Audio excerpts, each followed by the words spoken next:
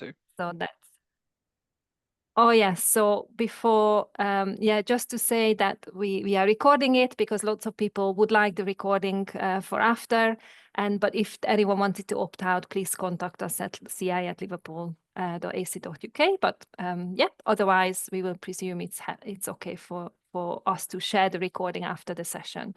So thank you for that. As in terms of what we wanted to do with you for this hour is exploring the impact of generative AI in multimodal teaching, learning and assessment context. So we will start talking a little bit about what we mean by multimodality, then share our research projects and findings.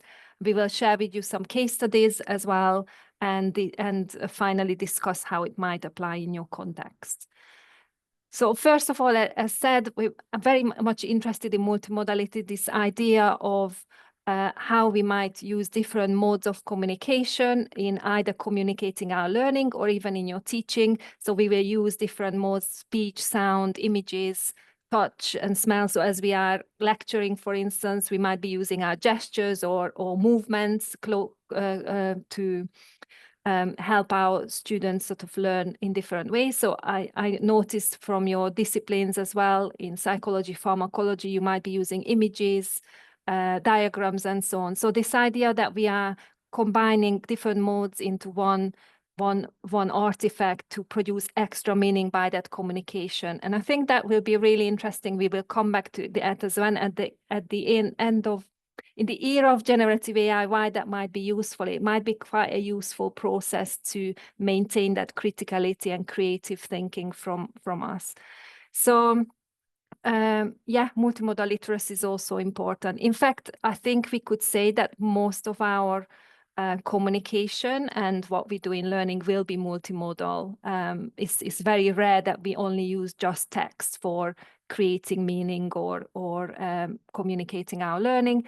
And here you can see a number of our from our practitioner guide, a number of examples of multimodal learning, whether it's a use of Lego, or in the mid example, biosciences students were able to select their topic and put across their learning in different formats. In this case, the students use cross-stitch, which I think is very innovative, but in other cases, it might be an infographic or a blog post. And finally, a lot of our technologies are already innately multimodal because they will combine images, sound, movement, and so on. So here we've got our own lecturer, Lorenzo from Veterinary Sciences, using some 3D immersive learning around anatomy. So at this point, it would be interesting to have a little chat in the chat from you. So is there any ways you are using multimodal artifacts in your teaching? So whether it's asking students perhaps to submit multimodal artifacts as part of assignments or in your own area. So that would be interesting if you were able to put just a few ideas in the chat. Or even if you wanted to say a few. Yeah, narrated PowerPoints, brilliant. Weblog, brilliant, Maria, thank you. So I think the interesting things with those that each will have sort of its genre, so things that you can do with a weblog, let's say, or a PowerPoint, and things that you can't do with, and how you make, how you select what you put in, and how, whether you selecting sound or images, font size, color, all those things will carry meaning. So physics, thanks, Dean, diagrams. Okay, so that's just a little bit of a starter, and I'll pass it on to Sam, and we will come back to multimodality at the end as well. But Sam, do you want to talk about our project? Absolutely, thanks, Tunde. I'm going to have to kind of do the classic next slide, please thing. So Yeah. do please excuse that as you're listening in. So yeah, we're interested in this kind of intersection between generative AI and multimodality. Tunde and I got to talking about, it must be 18 months, 2 years ago now, talk about the kind of intersection between these two kind of moments, I suppose, and the real kind of big question that we ended the discussion on, and obviously that sparked things off, was how is generative AI being used in multimodal learning contexts across higher education? So we sort of realized that generative AI has this kind of capacity to open up new ways of kind of formatting, creating, and combining different forms of information and different semiotic forms, text, image, sound, etc. And we wanted to really explore A, the impact that that's having, B, how it's kind of being evaluated, and see how conscious it kind of is across academics who are making use of this technology. And we wondered, well, we sort of informally hypothesized that it was probably going to be quite loose or quite informal or quite unconscious in some contexts, because generative AI at that point was very much sort of contextual or conceptualized, sorry, as text generation. So we're with the this movement towards multimodal generative AI has really grown alongside the project. When we started, it was very sort of ChatGPT text-based kind of prompts, text-based outputs. Whereas I think at the moment it's really sort of stretching itself towards generating image, sound, video, text, avatar, any kind of content. So it's an interesting kind of journey that the technology has gone on at the same time as we have. So the main overall research question was, how is generative AI being used in multimodal learning in higher education contexts? And we designed a project to kind of explore the current picture of this kind of interaction with the technology. We initially conducted a scoping literature review, which we'll talk about in a second. We also conducted a survey across the sector, and if anybody in the room filled that in, you might remember doing so, then thank you ever so much for that, because the data was really rich. We also conducted focus groups with educational developers like ourselves, educators who are kind of coalface teaching academics, and with students as well. And we had some student interns and student research assistants who helped us with the scoping literature review and with the focus groups. So we had students running focus groups with students, which was really enlightening. And we also gathered case studies on how people are using generative AI in multimodal contexts from across the sector as well. So there was a call out for anyone who's doing something multimodal with AI. What are you doing? How does it work? What's the effect that it's had on students? How have you evaluated it? Will you keep doing it? And crucially, what part of the question that we asked our participants was, how have you considered the kind of ethical context and the sustainability context of generative AI? So what choices have you made in terms of using different generative AI platforms in this context, and why have you made those choices in that way? And how is this connected to wider social, cultural, or economic concerns about the technology as well? So that was our kind of data gathering methodology, if you like. The idea was that it was going to produce overall a educator's guide to multimodal learning and generative AI, which we have just finished. We have submitted to our funder, CEDA, and hopefully will be appearing in some form over the next sort of few months. We're not sure what form that's going to take yet, but the guide does exist. So that's and that really is geared towards helping others to kind of implement generative AI in the multimodal space across teaching, learning, and assessment. Can we move on, Tunde? Thank you. Thank you. So this was the project team. It was an interinstitutional, I should say, collaborative project incorporating researchers from Liverpool, as you know, ourselves, and our colleague Rob, who's on the call as well. And we had project team members from across the UK and beyond, particularly from XJTLU, our partner institution in China as well, and our student research assistants named there at the bottom as well. So it's a truly kind of cross-institutional project, which we thought was really rich. It brought everyone's different experiences in. And it kind of gave us access to different sources of information, different sources of funding, different sources of outputs as well. I think I've written more about multimodality in the last year than I ever will in my life, because there's another opportunity that's come up here. Please write something for us. And so we have done some work on the values of collaborative scholarship in recent kind of weeks as well. Thanks, Tunde. Can we move on? Yeah. As I said, the final deliverable of the project was to produce a guide for educational developers and academic teaching staff in using multimodal generative AI in multimodal pedagogic contexts. And what it does is it takes ideas from the case studies, actually takes the case studies themselves, and we've sort of published those as an appendix to the guide, and as well as findings from our data gathering activities, our survey, our focus groups, etc. And overall expertise on using technology effectively, responsibly, ethically, and sustainably to help students improve knowledge and meaning creation in multimodal ways. That does say the guide has been written and is currently awaiting publication. That is up to date. I fully expect that to be slightly out of date. That is exactly where we are, and it should be out very soon. Thank you. Here we go. So do you want to talk a little bit about multimodal generative AI, Tunde, on this part? Yeah, just really, it's just very literally what sort of things we were looking at. So whereas, as Sam said, initially it was mainly text to text where we can interact with generative AI. but more and more now we are able to produce speech, images, or vice versa, image to text, text to video, text to animation. So these are the sort of examples we were thinking about, but also how perhaps generative AI can be used in multimodal classroom context. So where the context is multimodal, so it might be an immersive environment using a text-to-text generative AI. So that was also some examples of what we were looking at. And this is produced by one of our project members, Sue Beckingham. This is just a shorthand for some of the available tools if anyone wanted to explore these after our session. And as Sam said, one of our findings is that these are very fast developing area in generative AI space. And I'll hand over to Sam, who will talk about our research findings. Thank you. Yes.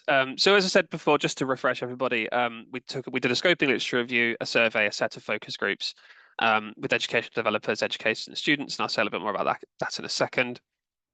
And a kind of case study gathering exercise as well.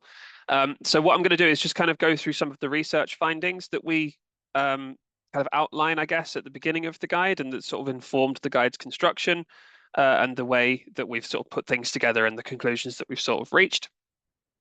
So the first kind of exercise was the literature review, and as I said before, we had our student interns who were absolutely critical to helping us complete this task.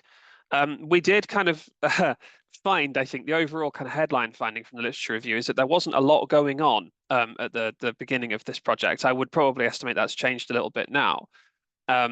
But in some contexts, one of the challenges with the literature review was actually identifying who understood or who is conceptualizing their pedagogic activity as multimodal. A lot of the time it was just an activity we were doing with students or something we're doing with generative AI that's particularly interesting. But that happened to be a multimodal thing. And that was quite a challenge for us to kind of find literature that was doing this kind of stuff. We initially started searching for multimodality or multimodal with an asterisk on the end of it to capture all those suffixes as sort of the classic technique to find stuff in a resource database. But we were finding that didn't actually find very much because there's relatively few people were conceptualizing their pedagogic activities as something that's multimodal. So we kind of had to expand our thinking out a little bit. And this kind of represents, I suppose, the process that we went through to identify relevant literature. We focused on a couple of databases that have kind of key connections to publishing in the education space, particularly Scopus and Web of Science. And our student interns performed this kind of task screening through relevant searches and then a sort of list of data that came back to us, removing the duplicates, etc. Screening, I think it was around 300 to 400 records they found originally, and sort of whittled them down based on things like relevance, whether it wasn't multimodal, whether it wasn't in the right format, whether it wasn't open access, so we couldn't actually see it, that kind of stuff as well. And eventually they sort of whittled it down to 12 relevant papers that we used as our scoping literature review. And here they are, as if by magic, they just kind of appeared here. What we thought was quite interesting here was the sort of spread of disciplines and the spread of national context in which this stuff was appearing as well. So we realized that we weren't actually looking on a kind of Western or global Northern centric context, which we thought was quite good. And we've got quite a good disciplinary spread as well, and also quite a good spread of sort of modal transition as well, looking at text to text, text to video, text to image. It's not all text to one thing or one thing to another thing and they're all the same. There's a real kind of broad variety of things going on across the literature review. Onto our survey. So we had 51 responses to our survey, and there were some quite interesting findings that cropped up here as well. So the first question we asked, before we asked anything else, was how confident responders were using generative AI in a multimodal context. So a 1 score indicated they weren't at all confident, and a 10 indicated they felt quite confident, and we sort of noticed this bell curve emerging relatively quickly, but skewed towards the confident end. I'm really confident with this, but there's probably something else I can learn. So we were quite confident that our data in the survey reflected people who really knew what they were doing with generative AI, or at least perceived themselves as knowing what they're doing with generative AI. Can we move on? Yep, there we go. So there's some interesting kind of transitional points, I think, between the survey and the focus groups as well that we think is worth pointing out. So if you see here from the survey, we sort of generated this word cloud of apps that people are using in multimodal contexts, and ChatGPT sort of emerges as the sort of main front runner. This was back in late 2024, I think it was. We ran the survey, and at that point, other apps such as Gemini or Claude, Canva, Copilot, they were sort of on the peripheral, I think, but ChatGPT was sort of the main player, I think, in the generative AI space, and most people were using text to generate other things, but inside ChatGPT. What we noticed between the end of our survey, as I say, that was at the end of 2024, and our focus groups, which were in spring 2025, as to how much that had diversified away from ChatGPT towards more specific apps that perform specific tasks. So our educators and our educational developers in particular, but our students as well, told us that they were using generative AI for specific tasks in specific contexts. So things like Gamma to make presentations, or Firefly to make images, or Notebook LM, which I'll talk about a little bit more later, or Teacher-matic kind of came up as a specific purpose generative AI. So it's kind of crystallizing into smaller areas of expertise for particular purposes as well. Obviously, ChatGPT and Bard and Gemini, etc., were still there, but there was a much sort of stronger recognition that these were generalist apps. And if I wanted to do something with a specific form of information, there was probably an AI tool that I could use for that, which we thought was quite an interesting kind of movement from generalist to more specialized, even within the space of a few months, across our findings. Sorry, across our data gathering apps. In terms of what people were doing, these findings have kind of been combined from the survey and the focus groups. So on the lecturers and educational developers side of things, we noticed, or we sort of extrapolated that specific activities for developing specific tasks for developing teaching and learning activities kind of crystallize themselves. So we're using AI to create lecture casts, to create resources, to create case studies, to create teaching activities on the sort of teacher and educator side of things, and also to reformat existing material to make it more accessible as well. So using meta-human avatars that can be interacted with to supply information to students. That kind of removes workload from academics. There's a chatbot you can ask questions to, as it were. And we're also using generative AI to, as I say, reformat information to something more accessible or something more visually appealing. So, convey information via infographics, using AI to create images that illustrate a point, particularly in things like medicine, where we're using this to create images of medical diagrams, or I guess anatomy, in the way that Dean's mentioned in the chat, physics diagrams, that kind of thing. On the student side of things, we noticed though, rather than creating specific activities, we found that students were using generative AI more to engage with the material that was already there. So they're not using it in a way to create stuff. I mean, I'm sure they are, but a lot of our students told us that what they were doing was taking information that's been given to them and using AI to reformat that to make it more accessible to themselves. So they're using it to make things like flashcards, or to organize their notes, or to listen to a live lecture transcript and make that more accessible, or even just using AI-powered live lecture transcription. So they're listening to the lecturer and it's transcribing it for them. And then they're using AI to reformat that and say, make this, sound like an everyday kind of, put this into lay people language or layperson's language, etc.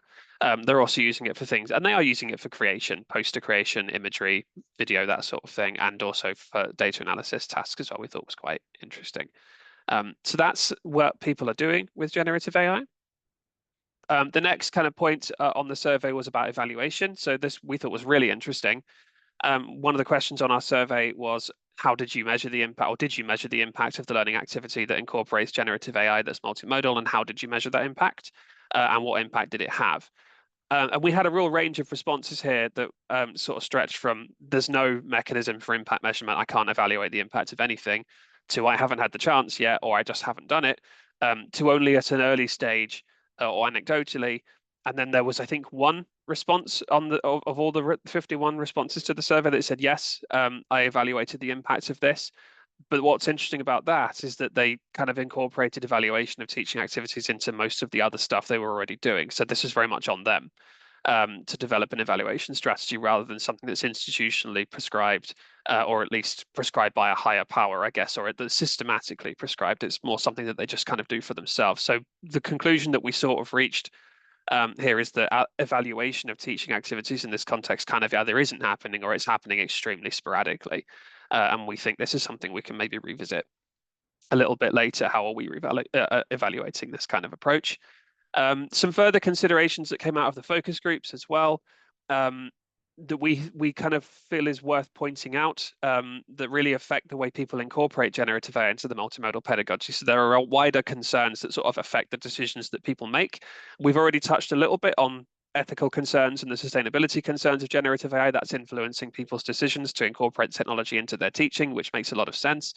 But there are other things as well that we think are worth considering. So institutional endorsement or a lack of means that it's very a surprise text-to-speech apps aren't mentioned higher. Yeah, to be fair, we were a little bit surprised at that too.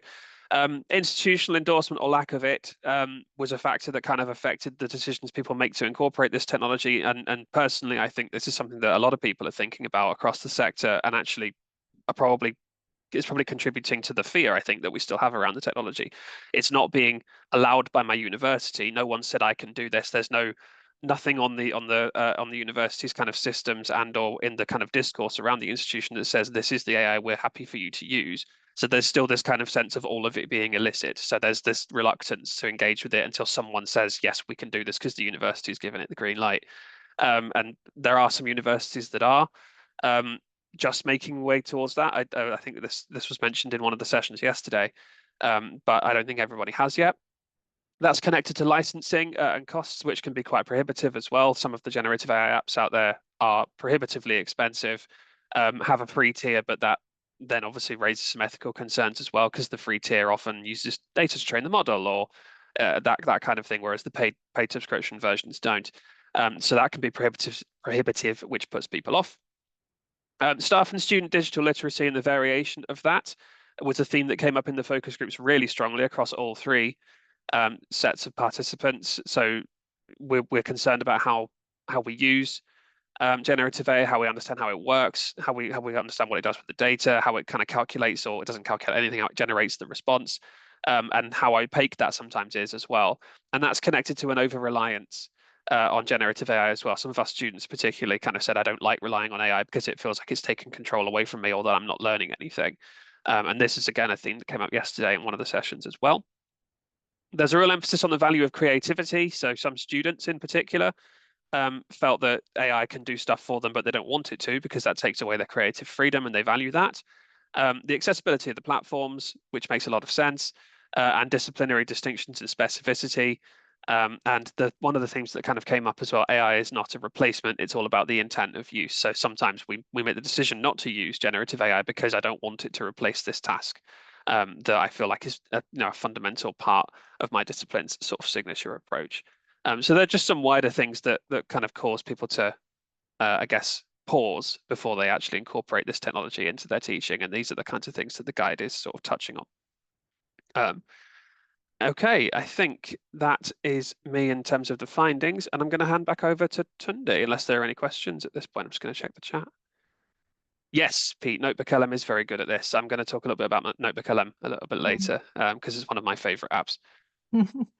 Okay, so thanks, Sam. And in a way, you're getting a sneak preview of our guide, because the way that these three sections coming up now is we just organized our findings in the relevant teaching, learning, and assessment and feedback areas, and with each showing you some examples of how our participants said they're using these tools in multimodal context, and also maybe some case studies that we picked out and a demo, if we just very briefly.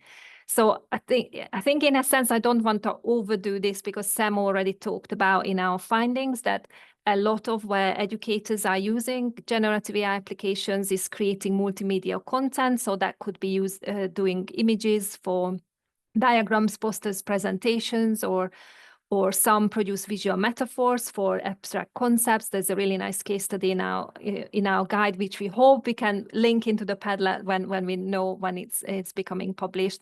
Or I'll show you a short educational video or animated explainers.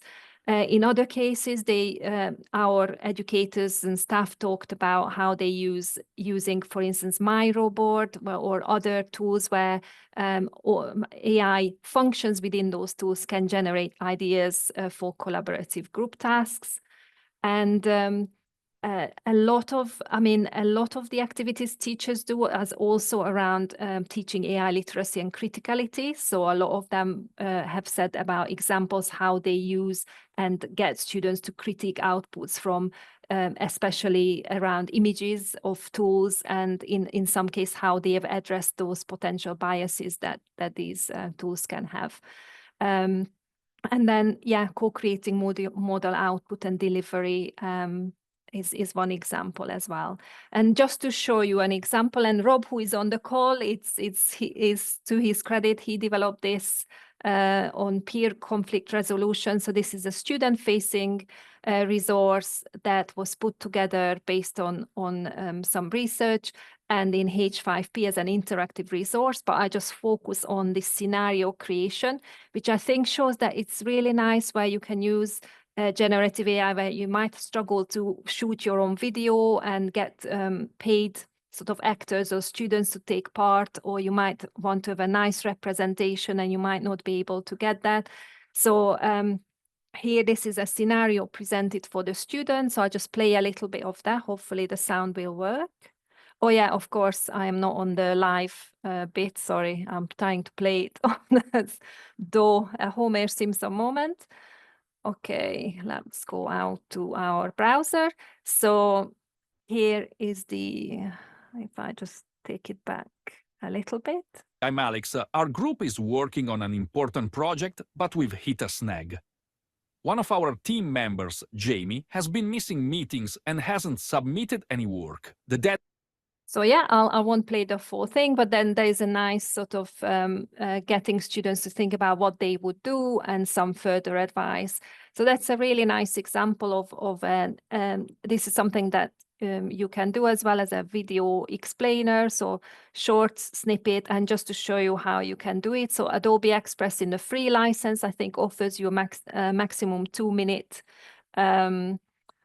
2-minute option. So here you can click on animate characters. You can choose the characters that you want. So let's go with Guinness. You can have a background. You can also upload your own background or your own image. So I don't know, let's choose something, I don't know, party wallpaper, whatever. We were talking about physics. And then either record your own sound here, or you could also upload an existing sound in those formats, and then you have a little bit of an animation. So just also for the sound, I think, Rob, you've used 11 Labs, which you found really useful. Again, there will be certain credits that you might have on the free version. You can go, so this is 11 Labs. You can opt for the text-to-speech, enter your little text, and then choose the voice that you want it to do. So here you have a number of voice selections by accents, or even so let's say if you wanted a UK female voice, and then you might have some particular characteristics that you might want to check if they've got it in their sort of library of voices, and then you just click on generating the speech to create that sound file, which you can I wandered then... lonely as a cloud that floats on high o'er vales and hills, when all at once I saw a crowd, a host of golden daffodils. So yeah, so there's my sound. I can then download it, save it, and then basically upload it from here to voice my animation. So I think, did I have... It's this section. There is my sound that I created earlier, and then it will sort of animate that character. I might not wait for it because sometimes it takes a little bit of a while. So hopefully you got the idea of how easy it is to do with a little bit of play. Okay, so if I just go back to the presentation. Yeah, so that's one idea for creating sort of explainers. So it will be interesting to show if you wanted to chat put it in the chat if you have used any similar tools to creating mini resources for your teaching. That would be lovely to hear. In the meantime, I will go on to multimodal learning. So this is where students might be using it for study, or you might design some activities for students to do some learning. And so based on our findings, based on our participants' focus groups and case studies, we could hear that a lot of students use generative AI for personalized learning and self-paced study.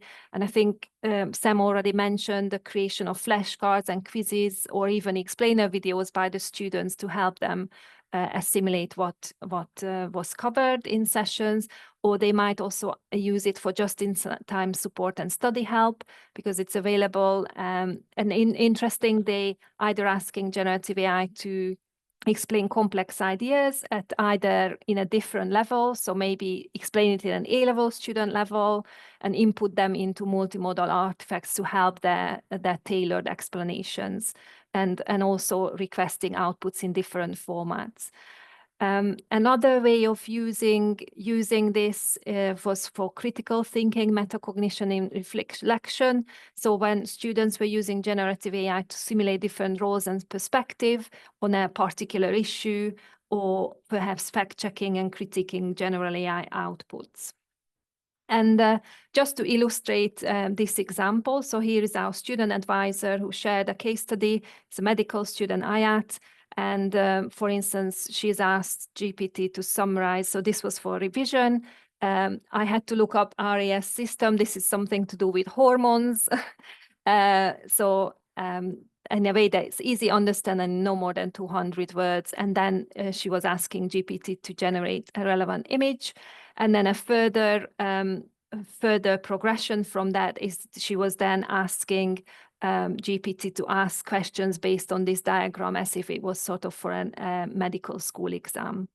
So that's a really nice idea of how the students can use the multimodal functionalities in generative AI.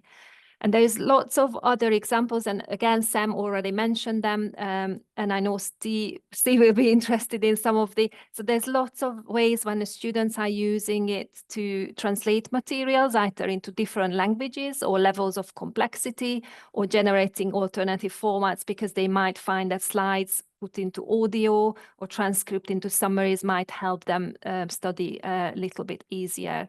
But they were also using live transcription sometimes and summarization for lectures. I won't dwell on things because I'm aware that we wanted to have some discussion time at the end. So just as an example of this, an example from John Moores University by Catherine Gee and Danielle Hsu, whose marketing students had to produce a brand sort of promotion, either in the format of a video or in other cases. And they were using, in this case, Copilot to generate images, but very much they were the creative visionaries, or the people who had the vision of what this brand, what the images, what mood, what style it should be, to match the brand that they were trying to work with. And they produced this storyboard, and I think they also then produced a podcast from NotebookLM using the podcast function to make the full video on that. So if that's a really nice example of this. And I think just to show you this example as well, that things can work the other way around as well. So for instance, GPT is quite good with analyzing visual artifacts. In this case, with occupational therapists, we got GPT to offer the students formative feedback based on the marking rubrics and guidelines. And it was very good at picking up some accessibility suggestions around font sizes, also around content, but just the format as well. And we were also showing students how they could use some of the multimodal applications to put together some of the more visual elements in their posters. Again, we would love to hear from you if you have used something similar in the chat. I don't know how much time we have. Would we have time to pick out? Or Sam, was there anything in the chat that I can either pass to you, stop sharing, and maybe at this point, if anyone has any questions or anything to share, then we could pick that up. We've got plenty of time. There are a few things in the chat that have come up. So Pete Chalk has said there's a similar activity to the H5P interactive avatar activity at Hearts, which looks fantastic. I've just been scrolling through the Python maze. Sounds horrendous. I would loathe to be lost in a Python maze, but it does sound an excellent tool. Dean's asking about the best tool to convert a lecture PowerPoint into formative quizzes, which there's quite a few suggestions in there for you, Dean. I think the smart import of H5P is probably the best option. For that. We had some fun with agent mode on ChatGPT yesterday, creating PowerPoints or taking things from PowerPoints and creating other interactive resources with them. It took a while, and Rob, who's on the call, was there but never saw the output. So Rob, it did manage to generate that PowerPoint in the end. And it was quite impressive. So I would give that a go, but just be cautious of the data use policy on ChatGPT if you're using a free version of the account. Pete, Notebook LM, yes, I'm glad to see there's another Notebook LM advocate on the call as well. And that quite nicely brings me on to the next kind of part of this. So I'm just going to share my screen. It's the same slide deck, but I just kind of need to click a few things. So you should be able to see that now. Has that come through?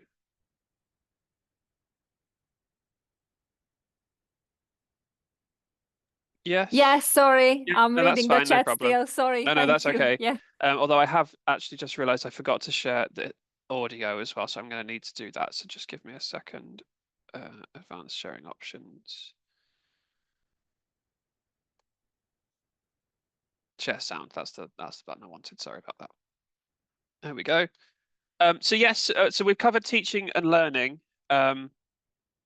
in the previous few bits. I want to just kind of spend a couple of minutes talking about what we found out, or some of the examples for multimodal assessment and feedback as well. And the previous example of getting feedback on a poster kind of gestures towards this a little bit as well. But we did have a few examples of using generative AI in assessment context, and we thought this was quite powerful, seeing as assessment is the space where everyone's kind of panicking about generative AI as well. So we spent some time on this one. And we've already mentioned a few of our findings in this kind of context as well, but I'll just go through these very quickly again. So on the assessment side of things, we witnessed or observed students creating multimodal elements of assessments, and that's kind of, sort of not bog standard process, but at the same time, it's something that we sort of think about quite quickly when we think about generative AI and assessment. Can they actually use it to make bits of the assessment? But that does open up a kind of more accessible way of doing multimodal assessment content or artifacts, I suppose. So it's easier to create images or video or audio in assessment context than it would otherwise be to do that manually. So it kind of opens up new forms of assessment for us that we might otherwise have been a little bit scared to touch, or students might have been a little bit intimidated by. So if we ask students to go out and film something, half of the class immediately say, "Oh, I don't want to go anywhere near a camera," and I'm a little bit worried about that. And technological literacy is obviously a factor in that too. Even some film students weirdly don't like filming things. Podcasts as well, that's another one. People don't like the sound of their own voice. So if they're using AI in this kind of space, then it kind of opens up that capacity to create an artifact you might otherwise have avoided, and move us away from do an essay or an exam or a presentation, and that's all the diet we've got on our program. So it helps to support students in creating multimodal elements of assessments, not always all of it, just bits of it. And that touches nicely on that next point, helps us to design new assessment formats that go beyond traditional text based tasks, and suggests multimodal and authentic assessment ideas align with learning outcomes and frameworks. So what we're essentially saying there is that AI can help us actually get assessment ideas. We go to an AI and say, I'm assessing this outcome. I want the assessment to be multimodal, but I don't really know what to do. Please give me some ideas. And we've had quite a lot of success with our AI assessment designer, custom GPT, which people are quite fond of because it gives them ideas they might not otherwise have thought of. And we can align that to things like the FAQ, subject benchmark statements, that sort of thing as well. It also helps us to assist in the research and establishment phase of an assessment as well. I use this all the time by mapping things like mapping literature and helping to identify connections between papers, between authors, between concepts.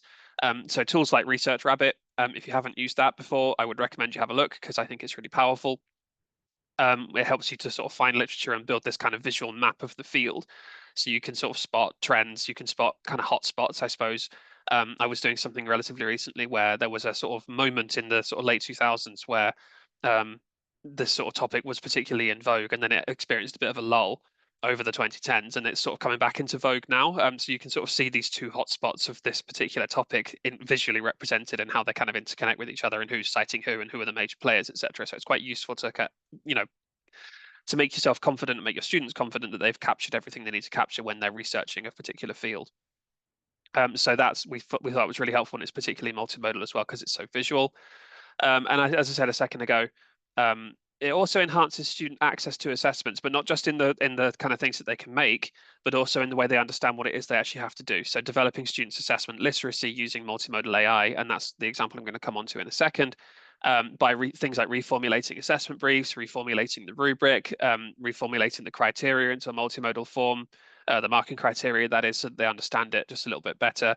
And one of my students chose to do that off their own kind of initiative as well. It wasn't something I asked them to do, but they thought that they love this activity so much they're going to try it for other stuff, which I thought was a marvelous kind of moment as well. So that's kind of what we're seeing, or what we observed in the assessment space, and we've got a couple of examples of this in action. This was a case study from one of our project members, Sue Beckingham at Sheffield Hallam, who used Napkin, which was an AI infographic maker, to help break down the assessment brief of the dissertation. So she created infographics for different phases of the dissertation stage. That might be the researching stage, the pre-writing stage, the writing stage itself. And it kind of broke down the things you have to do kind of within those different stages of the dissertation. Excuse me, and then how that kind of all interconnected with each other as well. So the infographic helped to show the relationships between the different activities that you're doing. So for a dissertation in particular, I always tend to find that some of the sections can be a little bit disjointed, particularly in disciplines where there's sort of dedicated sections for each thing. So you must have an introduction, you must have an abstract, you must have your methodology, etc. But that means that students tend to fixate on those different sections individually, and they become a little bit siloed. So it's difficult to kind of follow the thread of the research all the way through. So what this sort of did was help to showcase these visually. And also there's a sort of nice image metaphor, I think, for what the section itself is actually designed to do as well, which we thought was really quite useful. And this helped develop students' assessment literacy. They understood what the project was designed to do a little bit better, and what they kind of had to do within each kind of part of the section itself. I'm very conscious of the time, I've only got 15 minutes, so I'm just going to whiz straight on. In the feedback space, we did split assessment and feedback sort of informally, I think, but we observed students transforming text-based tutor feedback into multimodal forms for clarity and accessibility. So they get their feedback from the tutor, they think, I don't know what this means. I'm going to whiz it into an AI and say, what's my tutor said to me about my assessment? Please make this more accessible for me, or kind of make it nicer. And we have, much more rarely, we've seen tutors do this too. I've written this, I want to write this for a lay audience. Please kind of make it a little bit less formalized or a little bit more friendly for my students. And then they can sort of use AI to sort of change their own voice a little bit to just make it that little bit more accessible too. We've also seen AI being used to support broadcast or sort of generic cohort level feedback in different cohorts, in different modalities as well. So there's a whole trend of things going on in the marks here. And I want to come up with an image that represents this across the entire cohort. Please kind of give me an idea for that. So I can kind of give overall feedback to students in a kind of accessible and quite quick fire way. We've seen students using AI to convert their own draft work into multimodal artifacts to get formative feedback on the assessment before they submit it, which is an example I'm going to come on to in a second. So that might be a podcast of their draft essay that they then listen to it back and kind of get perspectives on what the AI presenters are saying about their work, whether it's on the right lines. We've seen students using AI to kind of give themselves formative feedback aligned with the marking criteria. So that kind of connects to that third point. I put my formative assessment in here, and I've put the marking criteria as well, and said to it, what do I need to do to kind of move this beyond where it is now? And facilitating dialogue-based feedback where students interact with an AI to reflect on and improve their work. So that's another kind of part of this particular thing as well. So that's the example I kind of want to show off now. So we've been talking a little bit about Notebook LM on this call. So this was a case study that we've published in the guide where students use Notebook LM to generate a podcast of their own work. It looks a little bit different now because Notebook LM has recently been updated. So for those who don't know, it's a tool that allows you essentially to upload a bunch of resources or sources into the AI and then interact with them in a chat in the middle. So you can have a sort of set of resources, might be journal articles or whatever on the left, and then you can ask it questions in the middle about what those sources say or where to find X, Y, and Z. On the right-hand side, you have Studio, which allows you to kind of create resources or create artifacts that are based on the sources quite quickly. At the time I took this screenshot, the only one available was the audio overview, but it can now do other things. It can create a mind map, it can create briefing documents or FAQs, it can create a video overview as well, which is essentially a narrated slide deck. And there are a few other ones available as well. So I'm going to have some fun with my students next semester, because they're going to be using that to sort of create things, and they don't know it yet, but they absolutely are. So what we asked them to do was upload their assessment in a draft form into Notebook LM, and then listen to the podcast back and sort of reflect on how close they were to their kind of idealized argument, I suppose. How is my my work kind of progressing, I guess. They listen to the podcast back, they reflect on what the presenters say, whether they're talking about the arguments in the terms they expected, are they focusing on the right parts? And then they can jump into interactive mode and ask the AI's questions about the work. So you can sort of jump in and say, "Hi, I wrote this. What do I need to do to get it to a first?" And this is where one of my students said to me, I put the marking criteria in as well. And basically said to the AIs, check out the marking criteria too. What do I need to do to get this from a 2-1 to a first? And I have got a sample of the podcast embedded into this PowerPoint, so hopefully this will work if you haven't used it before. So this was an article I wrote a while ago, and it's generated a podcast based on this. Hey everyone, welcome back. We're going deep today. Oh, deep. Into a paper that really got me thinking. Yeah. It's by Samuel Saunders. I know, Saunders. It's called Decolonizing You don't know me. Authenticity, with the single quotes. Right. Have you read this one? Oh, yeah, totally fascinating. It really That'll do, I think, for that. It can be a difficult listen, and they do get a little bit repetitive, but the students found it quite interesting. They kind of came back and said, we this helped me to reflect on what my work was actually saying, and actually see how other people would perceive it as a reader as well, which we thought was quite useful. Hey everyone, welcome Oh, back. No, Hey everyone, welcome back. What are you doing? There we go. So yes, that's everything for assessment and feedback. As before, it would be really interesting to hear your experiences with multimodal assessment and feedback and generative AI in the chat as well. I've not been keeping up with what's been going on in the chat. So Tunde, is there anything in there that's worth picking up?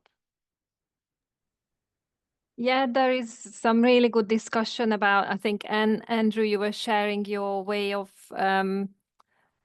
generating scenarios, and sometimes asking GPT to create 100 to be able to pick out and curate the best ones. So that's really interesting. And I think, Dean, you were commenting on the quality of diagrams as well, I think. Is there anything else, or is there anything, Andrew, you wanted to add?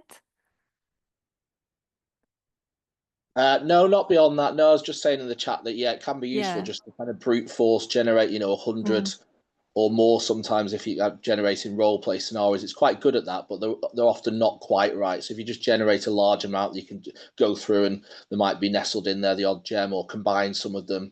And I find it works quite well on that kind of brute force approach, just generating in large volumes if you've got time to sift through. And I think Vanita was asking about a tool to create podcasts. So I think, Sam, you've answered it with the example, which is quite convenient. But Vanita, if you wanted to ask anything else, then let us know. I think at this point, we could progress on to the next one, which in a sense, it's bringing back to the beginning of why we should bother about multimodality. And I guess it's one of the questions, or why we might want to get students to produce multimodal artifacts and assess assignments. And also, I will come back to this point and combine it with this other point of one of in literature, and in many times we get the question, well, if we are getting our students to generate images, videos with generative AI, what will they lose the capacity for creativity? We know that that's one of the higher order skills in Bloom taxonomy, so especially in high level learning. And so to combine this point, I really like this model of cybersocial learning by Gala, Cope, and Kalantzis. They're talking about human and AI collaboration. So to illustrate these both points, I just wanted to bring a quick activity for you. Shall we go on to the next slide? And just if you sort of bear with us while we make the point. So one of the things we selected a multimodal artifact. So that's something that been created. It's actually an existing painting. You might know this already. And we asked actually GPT and other human collaboration to convert this, depict this painting in the form of a text. So this is the text that it generated, or it describes this painting. I don't know if anyone might recognize the painting from this description, but let's move on to the next slide. So we've got nighttime scene, some solitary diners, there's different objects and things like that. So what we did is we converted this text to an image using Adobe Firefly in this case, but you can use any other. So this is the generative AI created image. So I don't know if anyone might still want to have a go with guessing the original painting, but let's bring the next slide.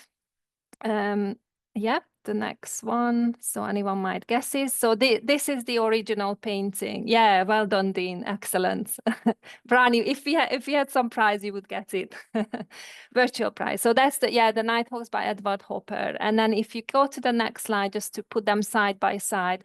So this is a nice activity either that you could do with the students, but it's also a meta activity just to explain of why what is the value of getting students to think multimodally, because I don't know if anyone wants to comment on the differences. What are the gains and what are the losses? So how are the two different? I don't know if anyone wants to comment either in the chat, or even if you just unmute your mic and see what is lost from the original painting, the curated and well thought out artifact, and the GenAI created one. Anyone wants to make any points? Oh, Carol, that would be really interesting to hear. Unmute for a second. Yeah, we did a project on exactly this last year, because obviously one of the concerns is with AI, replacing artists, and it does obviously to an extent. But I think what we found in some of the findings, it was a student project actually. It generally humans are very good at detecting Gen AI art compared to real art. People seem to think it lacks emotion, was one of the findings that we found from what I can remember. And I can't remember the rest of the stuff, but I'd have to look at it. So that's a really good start. But it was really interesting because we are able to detect these things and actually we're very good at detecting a fake from a real piece of art. I mean, as you say, emotion, there is definitely an emotional reaction on the left-hand side. I mean, loneliness and this sparse image is definitely one of the themes that communicated through the arrangements of the people, the colors, the sparsity of things, whereas on the right-hand side, that message immediately lost. The other thing that we notice is that our eye on the left is immediately sort of there is a sort of focal point in pictures. Even if you talk about infographics or any other, there is sort of a way in, whereas on the right-hand side is very busy. There is no focal point, and the light is used very illogically. So again, light has meaning. So I think you can go certainly, in. Certainly humans know much better than robots how to compose an image. That's actually the basis of my own personal research. So, oh, brilliant. Fascinating. So it's really interesting to kind of blah on it about it a little bit for me to everybody. But yeah, you're spot on. You know, the composition there is it's very homogeneous, whereas the Hopper paintings clearly got a very interesting and a classic composition in terms of its asymmetry. So, and also I think the composition, so to bring it back to the focal reason, and while I will go on to show you a little bit about this model, is the narrative and the story, and the composition is what the humans do here to create that structure and story. Yeah, sorry, it's a really important point, because and that's what we kind of put over in the tried to get over in the discussion, and also I've tried to do in my lectures on this particular topic as well to students. Producing the stuff is only as good as the the individual who describes it, so as well. So you're never probably going to produce work, I think, on this level. I think AI obviously is clever and it learns, but so can I just bring it? Yeah, that's really good. Sorry, That's exactly the point, Carol, that individual curation. And if I can ask Sam, and thank you, I would love to hear more about your project that you're doing with the students. So Sam, if you could move on to the next slide, just to show you this cyber-social collaboration model that I really like. So what Golan and Co has done in their work is go through all the Bloom's taxonomy. So I just picked up synthesis and creation. So when we ask students to, let's say, create multimodal artifact or any artifact, and what they're looking at is the human strengths and the AI strengths and how these could complement each other. And I think, Andy, this comes back to your point about how you are utilizing GenAI strengths at scale, delivery of 100 scenarios, for instance. So generative AI is very good at rapid iterations and variations, or combinatorial explorations, as they call it, cross-domain pattern integration, whereas what humans in this space of creation, for instance, is what, Carol, you were talking about, the individual narrative coherence. So when we ask a generative AI to produce an infographic on any topic where you need to combine images and text, it will be absolutely rubbish because it can't curate between the elements.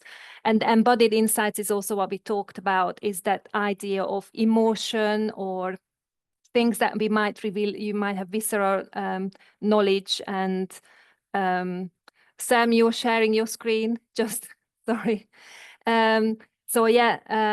So the answer really of why we are using multimodality, or why we want to use it, is partly to I think this model is quite useful to think through what might be the sort of the bits that we and the students can bring into that creative or the learning part of things, and where AI might have strengths.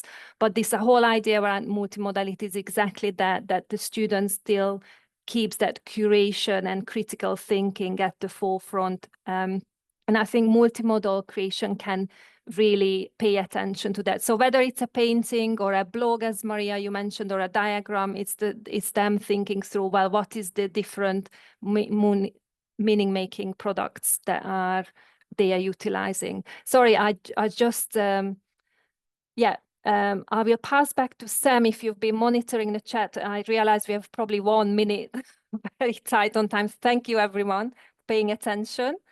Thank you so much. Yeah, just to echo that, thank you ever so much, everyone, for coming along to this. I'll make this very quick. So on the chat, Dean, you're looking for ideas for your sort of top AI tools. I think it might be interesting if people put that in the chat, like what's your favorite or go-to AI tool for a particular task, because it does kind of depend on what it is you want to do. What you use outside of the major ones, just curious. Oh, I see. Okay. For me, I tend to use Gemini the most, but I tend to use it within AI Studio rather than on the standalone app, because it allows you to interact with it in more interesting sort of ways. You can change the model, you can change the temperature. And what I think is really interesting about the Gemini app inside that space is that you can share your screen and talk to it, and it will sort of talk back to you and it can see what you're doing, which creates quite a dialogic experience of using generative AI, which can be really, really interesting. Yeah, I think that's kind of everything from there. Your ideas and examples, I should just finish this up. So we have got a QR code for a Padlet here. If you want to add your examples of using generative AI, then please feel free to scan this or or use the link if you can click it. We'll obviously send these slides out as well, so you'll have access to it after the session ends. But if you have an example of using generative AI in multimodal teaching, learning and assessment, then please do feel free to add that to the Padlet after the session has ended. And I think that's kind of everything from us. Yeah, there's some references. Other than that, thank you ever so much to everyone for coming along. And we hope you've enjoyed the session. We're a minute over. Sorry about that. Thanks, Sam. Could you just everybody. What you use Gemini within? What was that within you? It's called Google AI Studio. Yeah, it's far more powerful than just using Gemini in the standalone kind of app. As I say, you can interact with it in multiple ways. It can also generate images and videos and things like that within the studio space. And I do love the interactive. It's called Stream. So you can talk to it, it will sort of listen to you, and it works better with a headset, and it can see your screen as well. So I brought up a picture of the Palace of Westminster and said, "What's this?" And it came back and it said, "That's the Palace of Westminster. It was rebuilt after a fire in 1836." I thought, yeah, actually, it was. The only irritating thing about it is that it tends to give you one sentence of the thing it's looking at, and then it will say, "Do you want me to keep going?" And you'll say yes, and then it will give you another sentence, and then it will say, "Do you want me to keep going?" And it gets quite irritating that it won't go a bit longer than Did you you want say it it to. changes the temperature? Do you mean that as in the degree of randomness of the AI Yes. output? Yeah. Yes, Oh, you that's can. Yeah. So it's my favorite way to interact with Gemini, which I think is one of the better AI models anyway. But as I say, it's far more customizable. So I would recommend you have a look. Thanks for that. And thank you both. Sorry to interrupt. Napkin, Do you want I to just stop want- sharing, Sam? It might be Yes, nice to. I do that every time. Yeah. Sorry. Oh, good. We're off the record now. What a relief. Has Napkin improved? I played with it a long time ago, in which I mean 18 months, which is a long time nowadays. And it wasn't that, it got a bit confused, but I know all these things, what I was trying to get at, all these apps have got ChatGPT or Gemini in the background, a lot of them. So has that improved at all? Has either of you used it? I mean, I noticed that Napkin can hallucinate. So you ask, you have a text that you want to visualize, and it sneaks in some bits that he thinks it would be useful. And I just don't want that. I just want to visualize particular things. So I know I used to do that.